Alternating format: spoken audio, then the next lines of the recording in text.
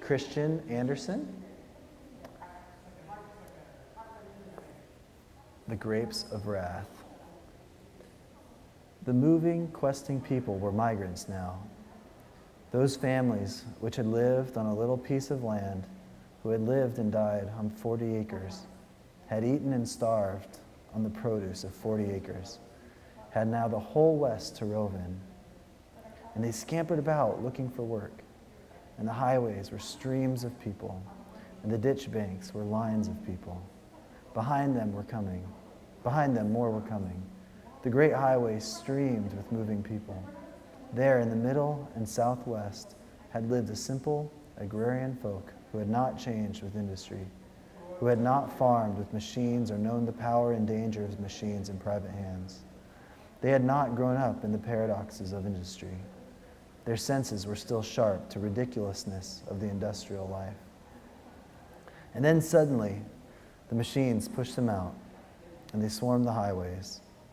The movement changed them. The highways, the camps along the road, the fear of hunger, and the hunger itself changed them. The children without dinner changed them. The endless moving changed them. They were migrants. And the hostility changed them, welded them, united them.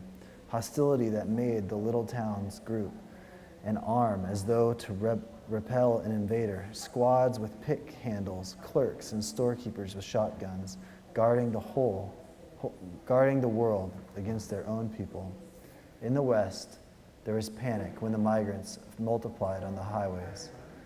Men of property were terrified for their property. Men who had never been hungry saw the eyes of the hungry. Men who had never wanted anything very much saw the flare of want in the eyes of the migrants.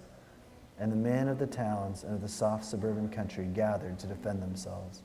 And they reassured themselves that they were good and the invaders bad, as a man must be before he fights.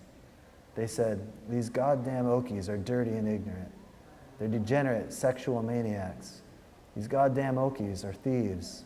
They'll steal anything. They've got no sense, no property rights."